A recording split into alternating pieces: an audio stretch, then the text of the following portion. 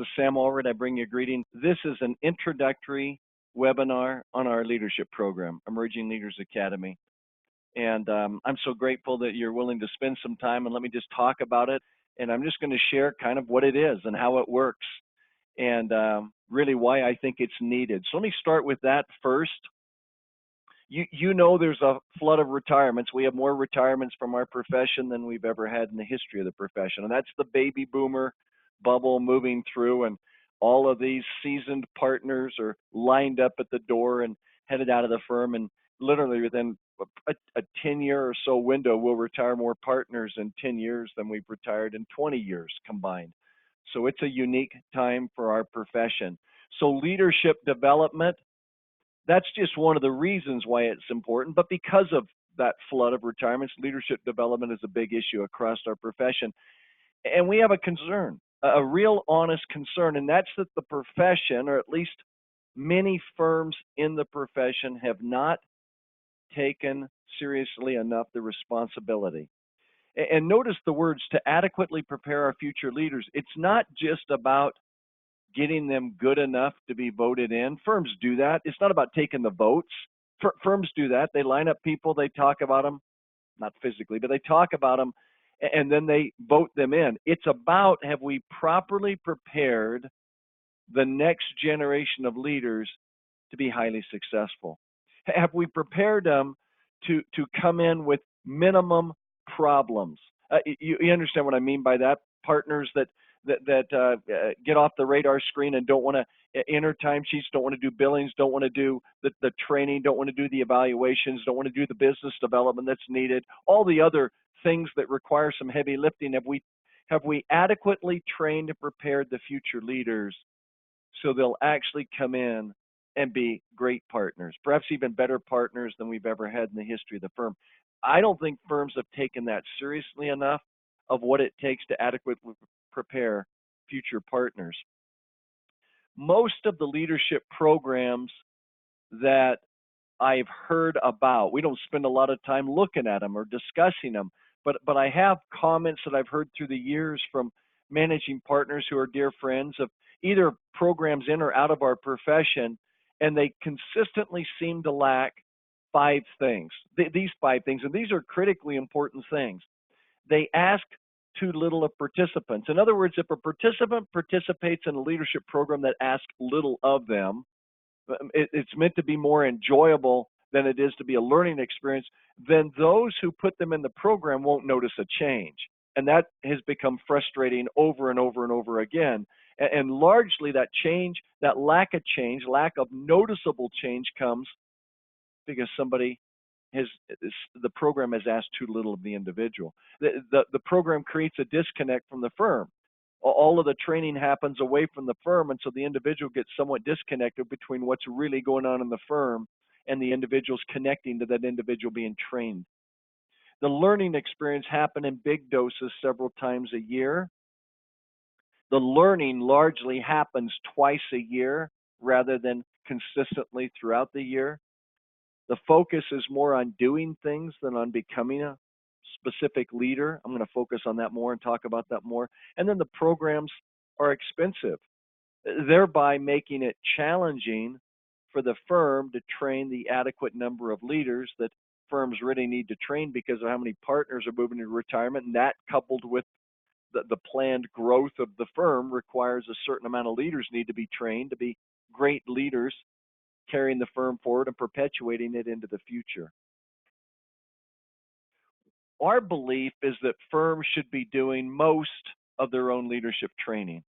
We're actually a big fan of that. That makes so much sense. I mean, they know their people, they know the goals and vision and objectives of the firm, they know the strategic plan of the firm and what they're trying to accomplish and who they need to be able to do the heavy lifting. They know the firm's culture and what needs to be maintained. The challenge is that while firm leaders, most of them, many of them, sincerely desire to provide such training, many lack the capacity to develop something that's a real high quality experience for the individual and is meant for the very best people and stretches them and challenges them, those things I mentioned that are often lacking, It's not that firms don't want to do that. Often they lack the resources, the time, ability, capacity to do what's needed to develop that program and make it really a viable program that will really change their people. That's really why we developed the ELA program. We did that some 12, 13 years ago. It currently has in it 117 firms that participate in it, 500 folks that are currently in this 3-year program.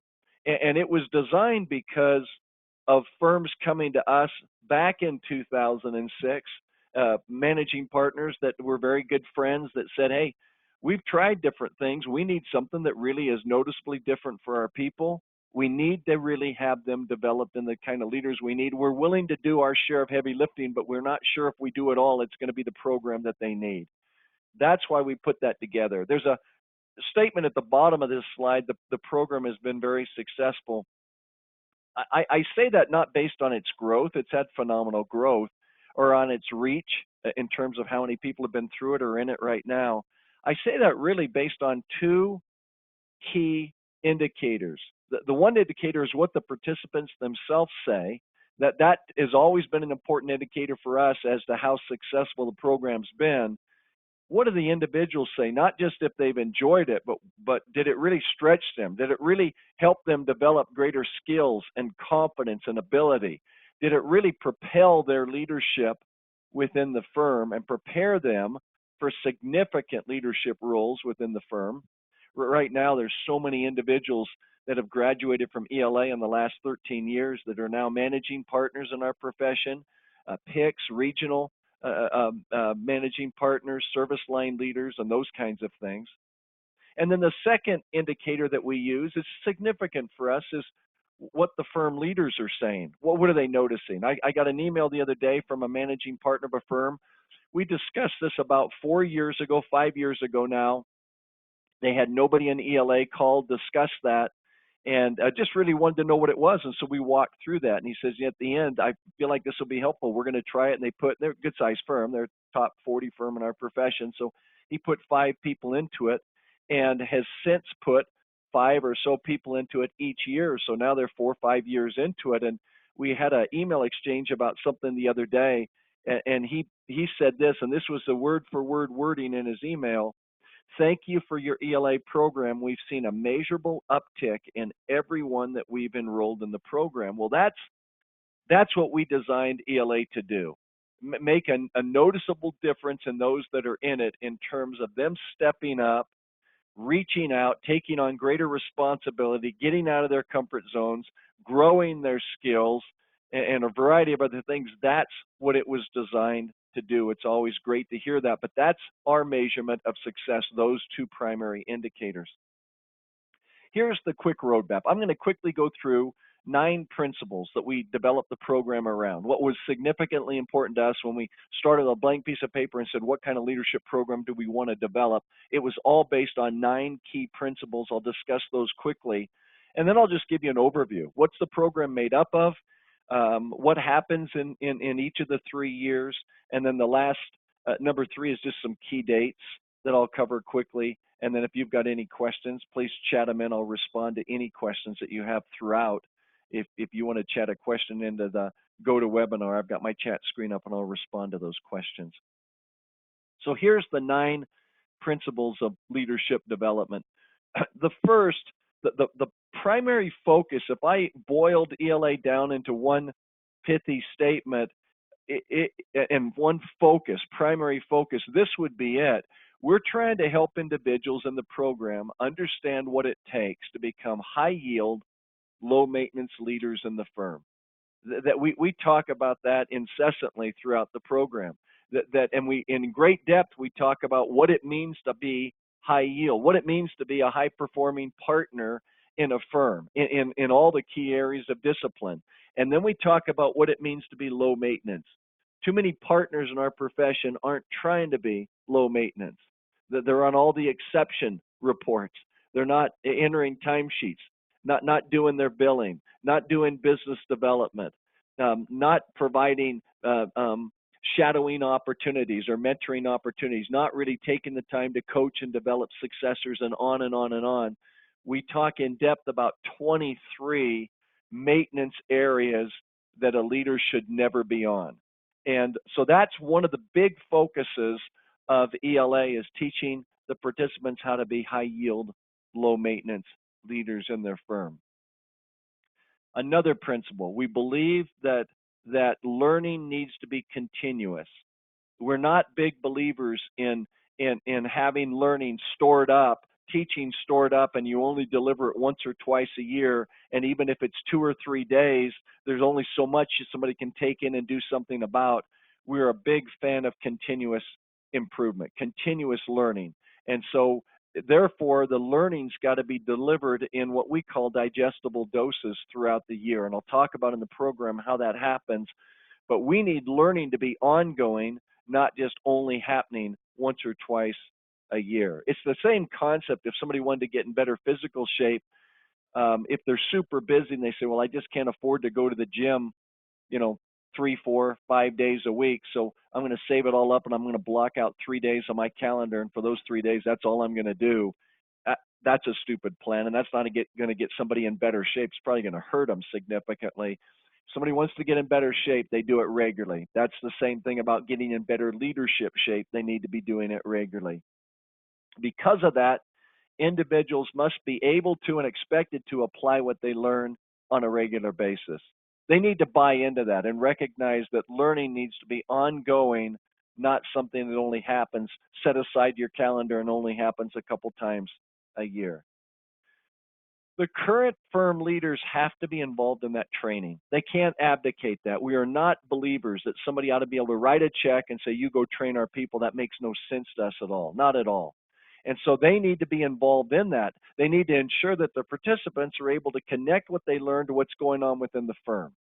And they need then to know what's being taught to them and when it's being taught, so they can look at those opportunities to teach and mentor and train and connect somebody with their firm and not be disconnected from it. So current firm leaders need to be connected to the training program. I'll talk about how that works in just a minute. The program needs to be a work program. I mean, you want to see a change in somebody, it's got to feel like a work program. It's got to stretch somebody. If there's no butterflies, there's no training, there's no development, at least not on this planet. All development comes with butterflies and somebody getting out of their comfort zone and stretching themselves. That's how competence is developed. That's how new skills are developed. The program has to ask a lot of the individuals if you want to see a change in them. Every single person in our profession is different. They have different skill sets and they have different strengths. They have different interests, passions, weaknesses, opportunities. And so the learning experience has to be easily customizable to meet the individual and firm needs. And I'll talk throughout this about how easy it is to customize what we're doing in ELA for each participant that comes in to the program. The progress of each individual has to be measurable. It can't be, well, I hope to see a change in this person in 3 years that they're in the program. You've got to be able to track the progress, and we'll talk about how that works within the ELA program. And then last 2 things, the program's got to be affordable. To be affordable, it's got to require minimal travel. Travel isn't cheap. And I'll talk about the price of the program and very honestly about that. We purposely have priced it so that firms can afford to put a lot of people in it, put whoever in it that they need to be trained. And that was by design. It could easily be priced 3 or 4 times what it is right now in terms of the value it provides. But that was a primary principle we talked about right up front, is that firms have people they need to have trained. It needs to be affordable for them to be able to do that. And then finally, I don't really necessarily like this wording. They need to be able to network. They need to be taught how to network. They need to be encouraged to network. You need to make sure that it happens, because they have this, if you think about it, in ELA, they got this incredible opportunity. We remind them all the time, this isn't a self-selection program. This is a firm's pick your best people that are about 3 years away from being partner and put them in a program together. They are in a program with hundreds of their peers that are on the track to become partners in firms across our profession in North America. And they have an incredible opportunity to build a network. simply through this program. And so we facilitate that in so many different ways, and I'll talk about that in just a little bit. So let me then explain how ELA works and just kind of walk you through the key aspects of the ELA program. Starting with guides. How do we connect a program to a firm? How do we keep an individual connected to a firm? How do we allow leaders within the firm to play a role in the development of these people? Well, we start very basically. Nobody gets into ELA without having a personal guide. And that guide is a respected leader in the firm. The vast majority of guides, obviously there's hundreds of them. If there's 500 people in the program, there's close to 500 guides. Some guides guide more than one participant. Um, Most of the guides are partners, well-respected partners. We do have a handful of guides in the program that aren't partners in the firm. They might play other critical roles. They might be a COO. They might be an HR director. They might be a firm administrator sometimes in a smaller firm. We've seen some really good guides in those areas. Most of the guides are established partners in the firm. A partner may guide more than one participant. We have quite a few guides actually that guide two participants. It would be probably challenging and take a very rare guide that would be able to guide three participants and do it really well. Guiding is akin to coaching, and coaching with a purpose, and that's some time intensive, and I'll talk about what time is expected from a guide. A guide works with the participant throughout the 3-year program. They help the individual set and accomplish goals. They hold them accountable for completing assignments. Upstream Academy provides guidance and support for the guides. We do guide training. I personally have done the guide training in the last 13 years. For the foreseeable future, I see myself continuing to do that. I love to do that. I've been told it's some of the best coaching training in our profession. I believe that. There's 9 different guide training 1-hour sessions I do on different topics about how to be a good guide, how to be a good coach. And I do those every trimester. Every 4 months, I give another one. So 3 years of guiding somebody in the program is going to get you 9 different guide webinars, including an introductory one, 10. And guides, I just know so many guides in our profession that are incredible guides, and they feel like the training has been really helpful for them to make a difference in the lives and career of the participants. The guide's primary role, hold the participant accountable. Have accountability be local, not everybody being accountable to us at Upstream. That makes no sense. Have accountability at the local level. That's the guide's primary role. Make sure that they're stretched throughout the program. Make sure they have the right assignments. Make sure they take on the right project. Make sure that they stay focused on and recognize the growth that they're experiencing and the skills and confidence that's coming because of that. Any firm that has more than one person in the program ought to have an individual in their firm become the ELA advocate. And their primary role is to administrate the program within the firm. Make sure that people have on their calendars what's coming up next. Make sure that they've accomplished key things and they can monitor all of that. And we give some great training and a connection point for all ELA advocates. If they only have one person in the program, then the guide could likely be that ELA advocate. But where they have 2 or more, most of the firms that do have an ELA advocate. So they're really aware of what's needed to administrate the program successfully within the firm.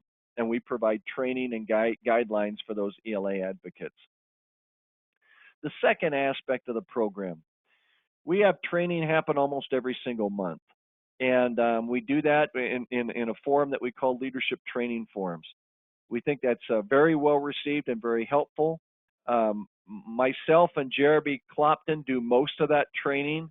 Tim Bartz used to do a fair amount of that training in the past. This is Tim's final year with Upstream. And so Jeremy has stepped into that role. Jeremy is actually a graduate of ELA some number of years ago, one of our star attendees, if you will. We create a forum that really stretches their thinking. We try to teach topics each month that are designed well in advance. I'll show you a list of those in just a minute. And we try to teach those at the 303 level, a true leadership level that really stretches them.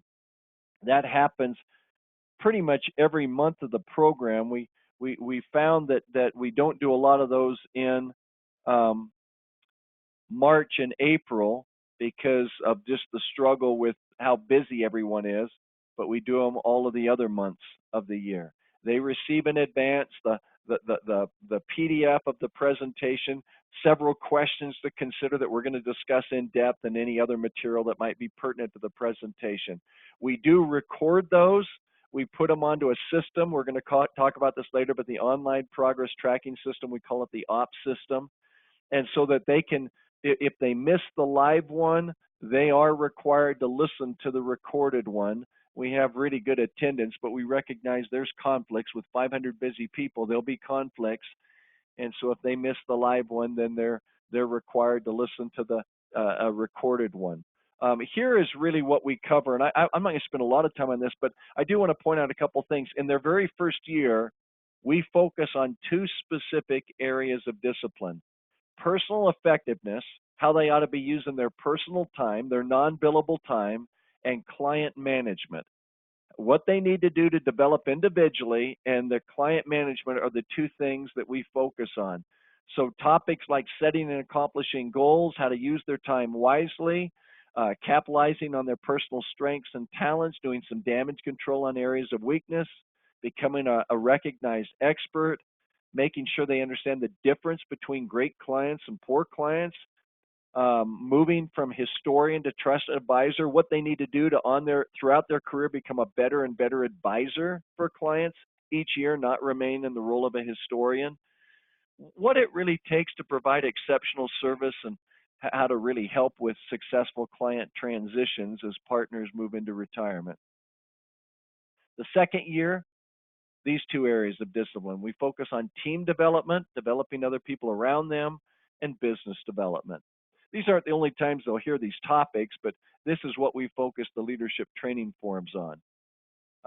Giving and receiving constructive feedback, learning how to be a master of delegation, learning the importance of properly evaluating people, providing performance appraisals, principles of effective coaching, principles of mapping your career, not just them, but learning how to map it for those that they have stewardship for, and so on, a host of other ones. Those are the topics that we cover in year 2. In year 3, you'll notice there's fewer topics because they have their own conference, their own year 3 conference, right up against one of our other conferences that they'll be attending. So there's fewer leadership training forums, but they're higher level. How to be high yield, low maintenance firm member, how to act like a leader, some of the pitfalls you can fall into if you're not paying attention, avoiding the 10 worst habits of otherwise really good leaders, improving your contributions to the firm's success, how to get out of quadrant 1 and stay out of quadrant 1 throughout your career. That's a Covey concept where everything's urgent and everything's important. What all new partners really need to know and understand to be effective partners: how to abandon parity when you're dealing with others in the firm, especially star performers, rock stars and superstars, and how to really drive change. What are the key principles of change, and how what needs to happen in order to have successful change within the firm? Those are the things that we talk about in year 3. We're focused on leadership and financial management, those two areas of discipline. The third area, besides the leadership training forums, is goals. We just believe that's how you learn skills. Nobody learns skills by listening. Nobody learns skills by reading things. Not that the reading and listening aren't important, but they're just steps in the process. You learn skills by doing things.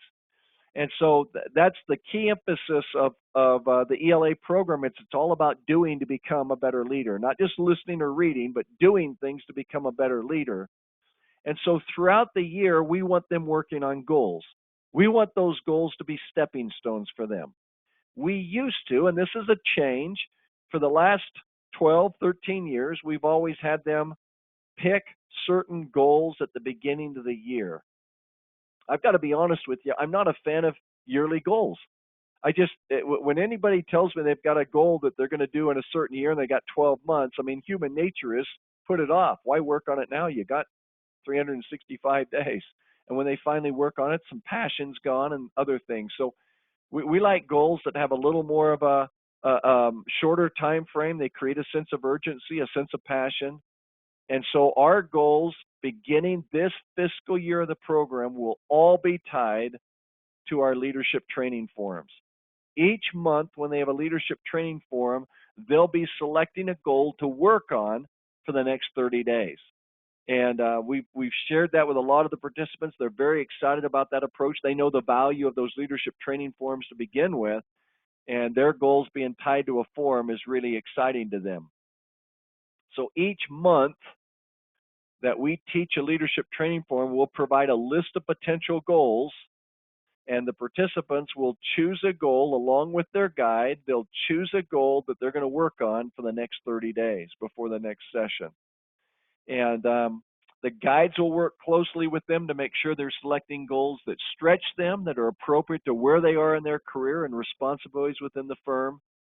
And every single one of those topics lends itself to great goals that can be worked on in 30 days to help somebody develop different patterns or habits or skills or whatever it might be. And certainly some of those goals will take longer than 30 days. You understand that. But it's amazing what somebody can accomplish in 30 days when they focus on it and there's a sense of urgency and they work on it somewhat regularly. Every year, for the 3 years, they'll pick a project. They'll pick 3 different projects throughout their 3 years in the program. We provide some guidelines for that.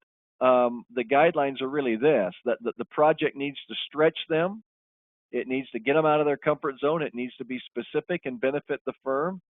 It needs to have a measurable accomplishment of what they're trying to do with it, and it needs to have a time frame. We're comfortable if they want to team with other people on their goal. We see a lot of that within the program. We're certainly comfortable.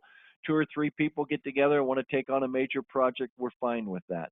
Each of them needs to show a minimum of 10 hours of leadership on each project.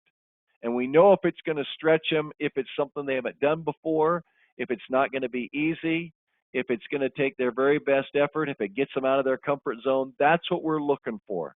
That's part of the measurable, noticeable uptick or change you see in individuals because they're working on things they haven't done before, thereby learning new skills, gaining new confidence. And that's really what the focus of the project is each year. We post on the ops system a list every year of the projects that the participants, all 500 of them, are working on. We've done that since its inception. And we've seen wonderful projects that people take on. And of course, somebody that's a guide is able to look at past ones and say, oh, here's some ideas. If they're just brainstorming with their participant, trying to figure out what might make a good goal, we've organized those by area. You know, some are business development, some are people development, some are client oriented. And they can look by area and see examples of goals that people have taken on. Might help them when they're brainstorming with the participant to find a great goal that would benefit the firm and really stretch the individual. The 5th component of the program I just want to talk about quickly is just measured progress, just knowing where somebody is and that they're progressing. We have an ops system. It's the online progress tracking system. Every participant and guide and ELA advocate has a unique login ID to look at the system at any time. It's very easy to use.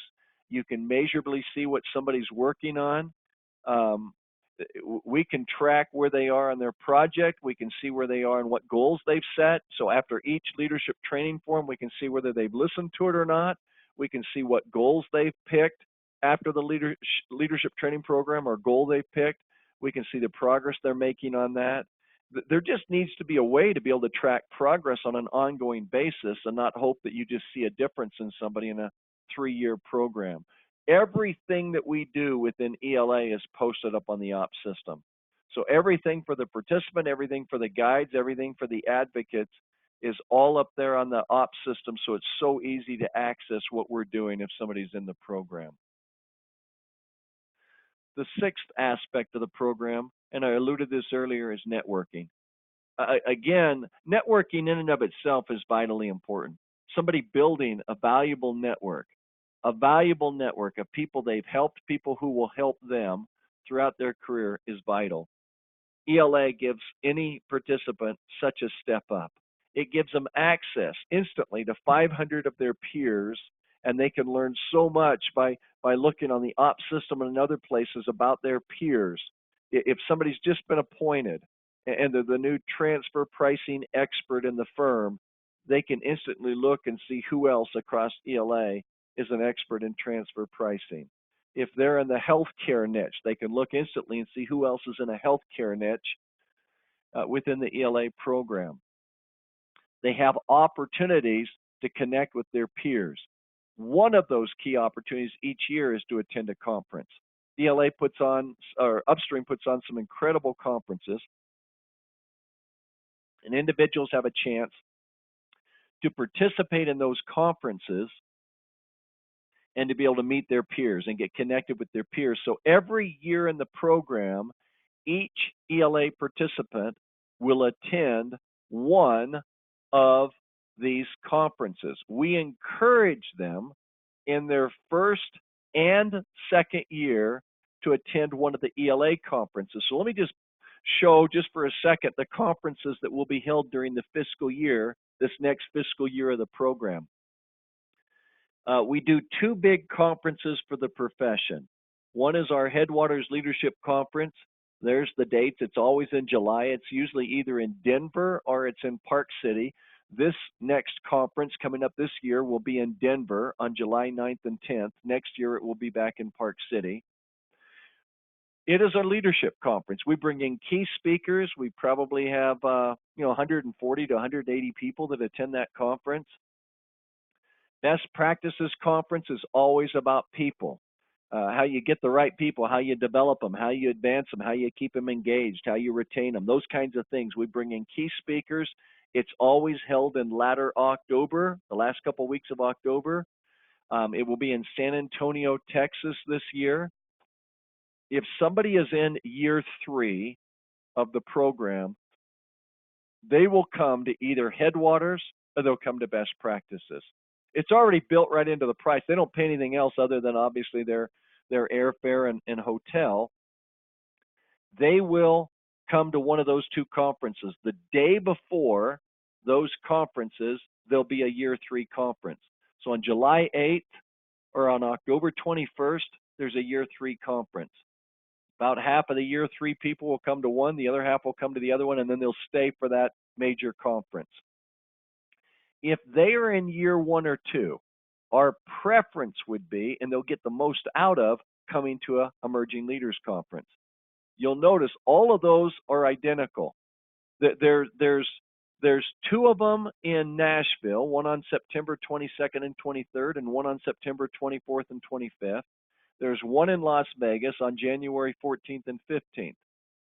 All 3 of those conferences will have the same topics this year, and they'll be different from topics we've had in previous years.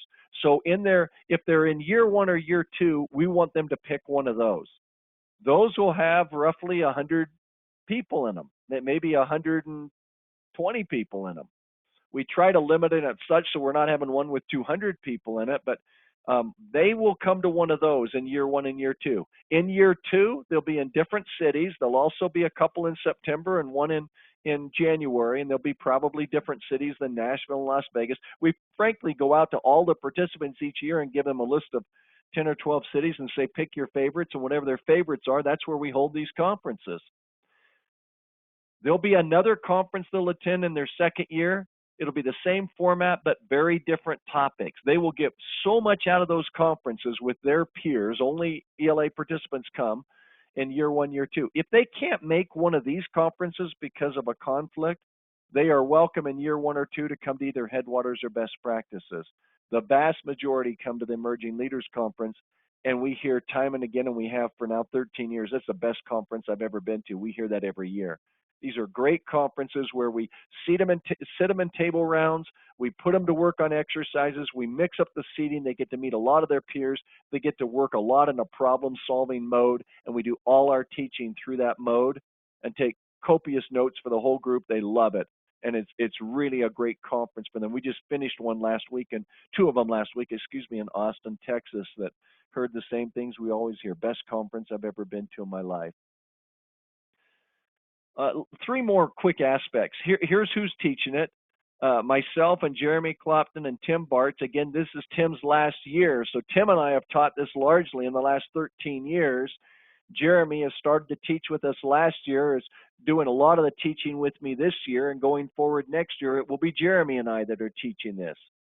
Each of us play to our strengths. We're great instructors, very passionate, super knowledgeable about the profession and about what it takes to develop leaders in the profession.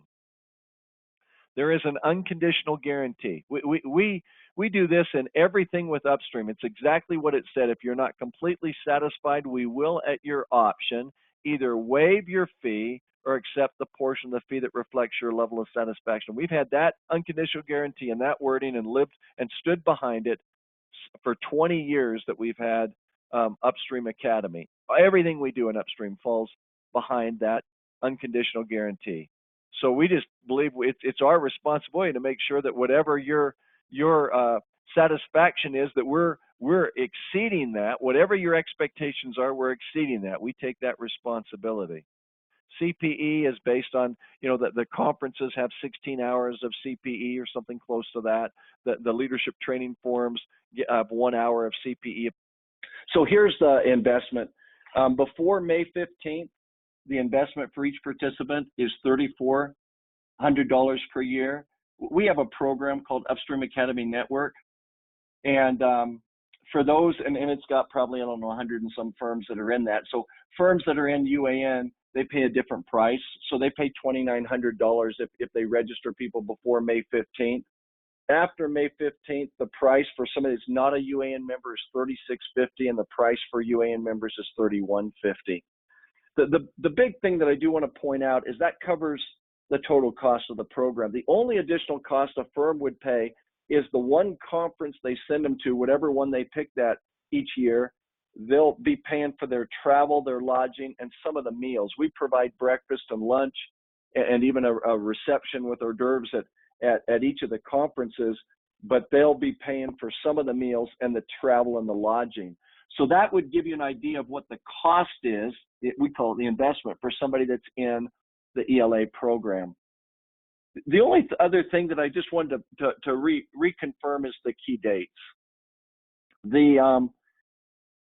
Just those are the actual dates set for the leadership training forum. So we do that way in advance. It's not like we wait until the month before and say, here's when it's going to be, and somebody has a conflict. They'll be able to look way in advance and get these on a calendar.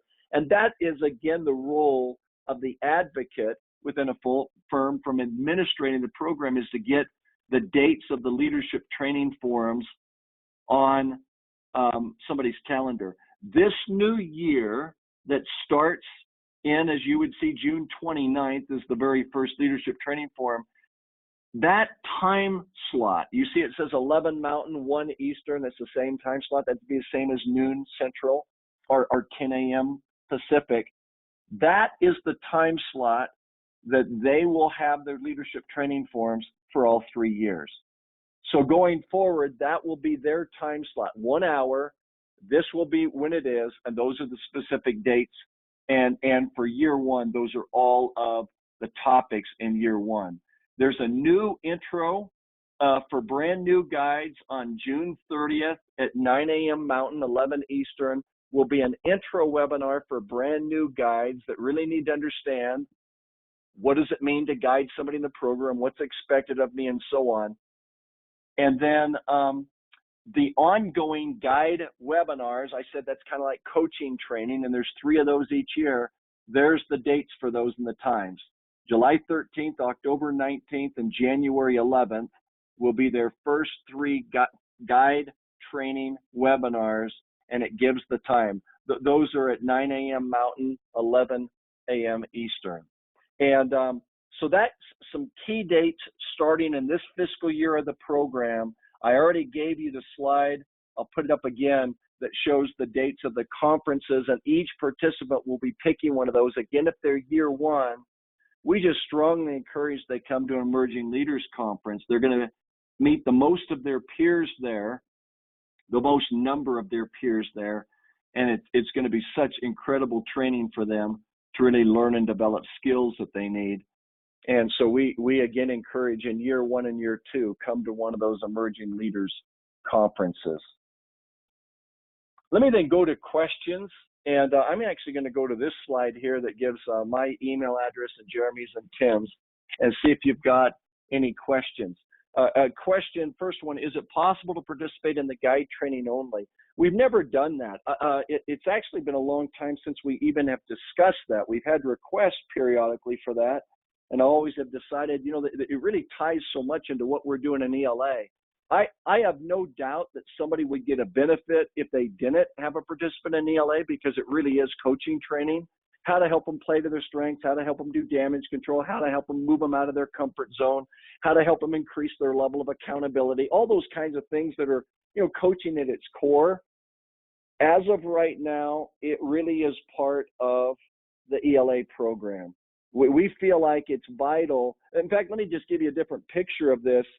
And it may not be what you want to hear, but we feel like it's vital to the ELA program that guides are exceptional guides. So we ask firms, pick somebody that's really good. I mean, if I'm picking a good guide, I'm looking for somebody that cares about the development of people, that is willing to spend time with them, that is willing to be open and honest with them, and probably, if there's a fourth thing, that's willing to stretch them out of their comfort zone and ask a lot of them, be appropriately demanding. If they have those 4 attributes, then they're probably going to be a great guide. That, coupled with the training that we do, is going to help them be an incredibly effective guide. And then our goal with the program, very simply, is that we would love our participants after their 3rd year to become a guide in the program.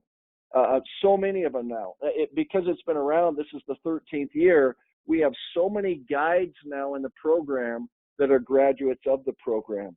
I probably selfishly feel like these are great guides. I mean, they've been through the program. They know what it takes. They know what's asked of the participant. They know what the participants are going through and how they're being stretched and guided. And so when they then have the opportunity to be a guide, we find that they're very dialed in, that they're very effective in their ability to be a guide. So I just had a chance to talk last week with several ELA Year 3 individuals that are they'll be graduating from the program this May. And I talked to them, and they're very excited about their opportunity and hope that that'll happen soon, have a chance to be a guide, because they feel like they can really make a difference. That's a key part of the ELA program. How they continue to learn and grow as an individual is pass it on and start guiding somebody else. Other questions that I'm just going to take the questions that come quickly, and then if you've got other ones that I don't cover, then just shoot me an email, but I'm happy to respond to those. Should we look at putting somebody in the program if we're not sure they're going to be a leader, and if we're not sure they're going to be a successful leader in the firm, and the program may tell us the answer to that?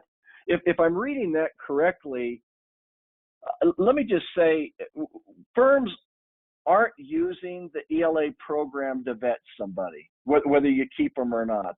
I don't really see ELA being a vetting program. We don't really want somebody in the program that feels like a prisoner. There's somebody that already feels like, gosh, you ought to make me a partner, and I'm frustrated as heck that I'm not a partner right now, and now they're going to put me in a program to prove whether I can be a partner. Usually feels like a prisoner in a program. I can't think of any that we have in the program that are like that, nor do we probably think that's who ought to be there. The best people you look at to put in the program are those that want to be a leader and want to keep working for it and want to keep developing skills and confidence and ability. The ELA program will be phenomenal for them. Those that want to work for their continued progress and really want a work program, they're going to love the ELA program. Those that feel like they've already got it and they're somewhat irritated, they haven't yet been appointed to be a partner, probably going to be irritated by a work program like the ELA program. Most firms are taking people that are either a manager, a senior manager, or a brand new partner, and putting those people in the program. Often we see somebody being put in the program about 3 years away from being a partner.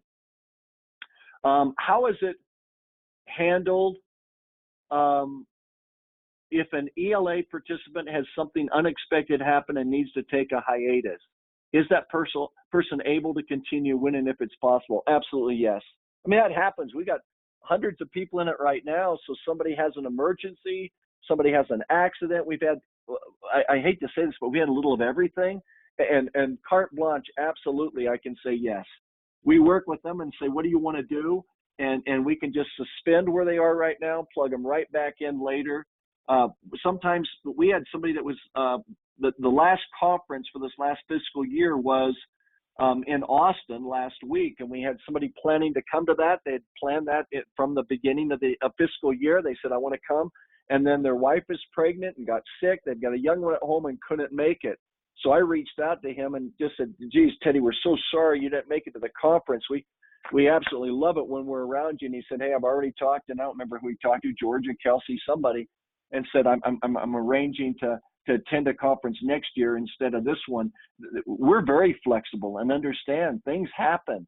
And we never act in a penalized way. We always act in a helpful way, a team-oriented way. How can we help? So absolutely, if somebody runs into a problem, we're happy to work with them. One last question I see, unless another one comes in. How many hours can an ELA participant expect to spend in the ELA program? First of all, let me say everybody's different. So I'm going to give you some numbers very quickly, but I do want to couch that by saying everybody's different. So some people by their nature want to spend time and others want to spend less time by their nature. So please understand that. But it's pretty easy to add up. They're going to attend a conference. There's a day and a half, plus you could probably take some travel. So 2 days right there related to a conference. They're going to sit through 10 leadership training forums, and those are an hour each. So there's 10 hours right there. They're going to work on goals related to each one of those leadership training forums. So you could say, on average, let's say they spend 2 to 3 hours on each of those goals. You can add this up, by the way. They're going to meet with their guides once a month, and we want guides to meet with a participant every month, and that's typically an hour. We like to have most of those not associated with a meal if possible, so the focus is on ELA and where they are. They're going to do those things, and then they're going to work on a project each year, and the project is a minimum of 10 hours of their time. So you could do the math. Most participants have told me over the last decade that they've spent probably 50 to 60, 70 hours a year in ELA program. It's not, no one's ever told me it's an additional 50 to 70 hours. It's just a reallocation of their time. And most people have told me that's because I've asked that question a lot of participants in the last 10, 12 years, and that's about what they can expect to spend. A guide is going to spend certainly 12 hours a year minimum because they're going to meet once a month, but there's going to be other times they meet and discuss things with them and whatever.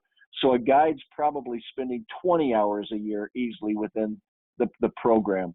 Some spend much more than that, and I know that because I dialogue with them. Those are the questions I've seen. If there's other questions you have, please don't hesitate. You can shoot me an email, sam@upstreamacademy.com. I'm happy to answer those questions. I hope that was helpful to you. Thank you so much for joining me for this session on Emerging Leaders Academy. Have a fantastic day.